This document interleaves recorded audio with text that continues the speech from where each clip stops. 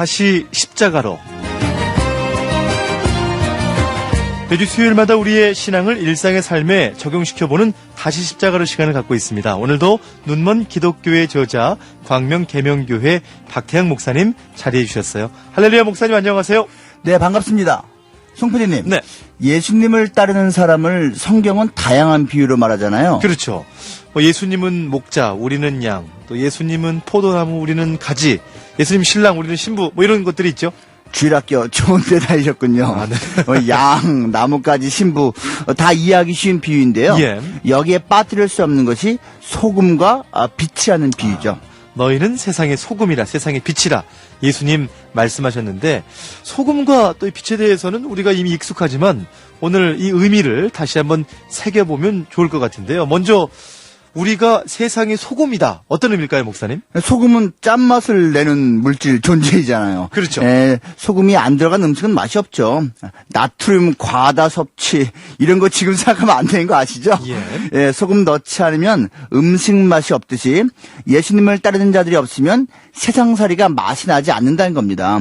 뒤집어서 말하면 크리스천이 있는 그 모임, 그 직장, 그 학교, 그 공동체는 그 크리스천 때문에 맛이 나야 한다는 겁니다. 크리스천이 있건 없건 똑같으면 안 된다는 거죠. 네. 참 소금이 있으나 없으나 음식 맛이 똑같다라는 거는 이제 말이 안 될 것 같은데, 맛을 내지 못하는 소금은 사실 이제 밖에 버려져 사람들에게 밟힐 것이다. 이렇게 예수님이 강하게 말씀하셨잖아요. 진짜로 그렇게 발로 밟히는 소금 덩어리가 성경 시대에는 있었거든요.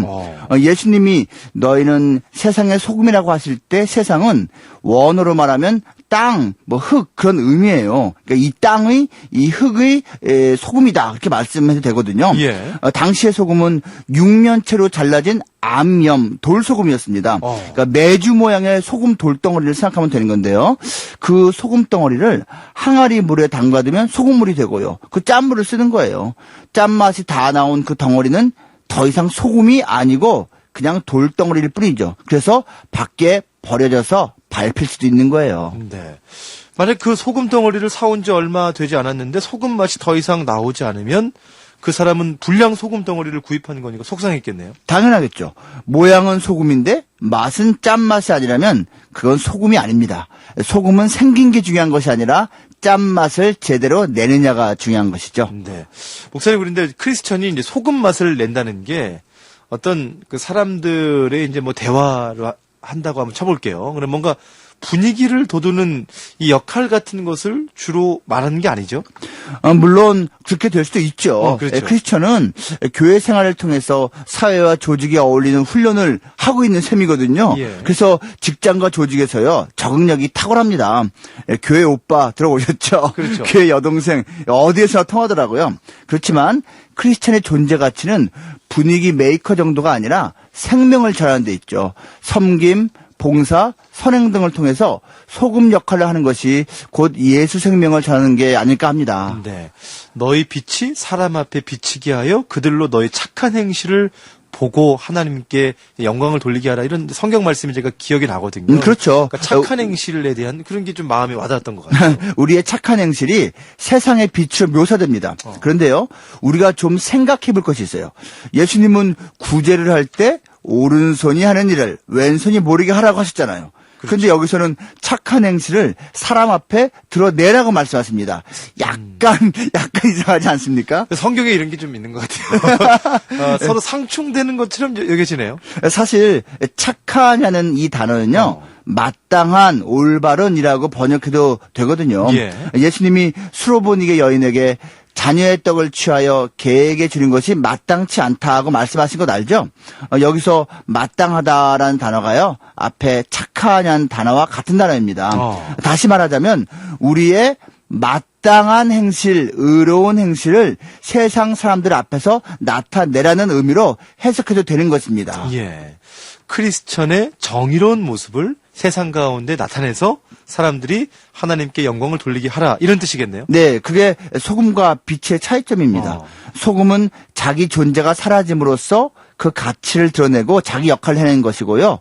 음식에 넣은 소금이 그대로 남아있으면 소금 역할을 못하는 거잖아요. 그렇죠. 구제 같은 선행은 은밀하게 몰래 소금이 맛을 내며 사라지듯 해야 한다는 것입니다. 예, 모가지듯. 자, 그와는 대조적으로 빛은 또 자기를 나타내고 어둠을 밝히는 역할을 하잖아요. 맞습니다. 그래서 등불은 그릇으로 덮어두지 않고 등잔대 위에 올려놓는다고 예수님이 그렇죠. 말씀하신 거죠. 우리는 세상의 빛이잖아요. 여기서 세상은 the world거든요. 세상에 소금할 때와 세상과 사실 원어는 다른 단어입니다. 예.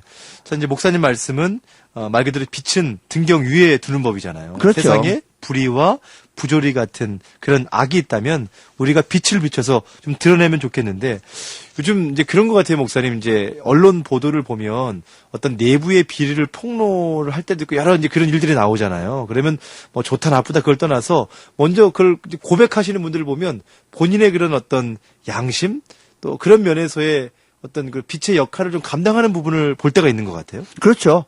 최근에 뭐 학교의 뭐 직장에 이런저런 비리가 있다라고 내부 고발하는 경우를 좀 우리가 보는데요. 네. 그 동기와 목적이 정말로 정의를 위한 것이라면 그건 진짜 빛이 될 수 있는 거죠. 우리가 숨길 것은 숨기고 밝힐 것은 밝힐 줄 아는 분별력과 용기가 필요하겠습니다. 네.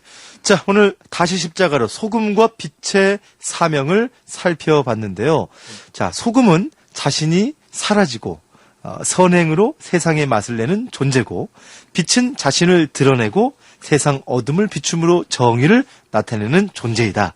짧게 해석을 해본 것 같습니다.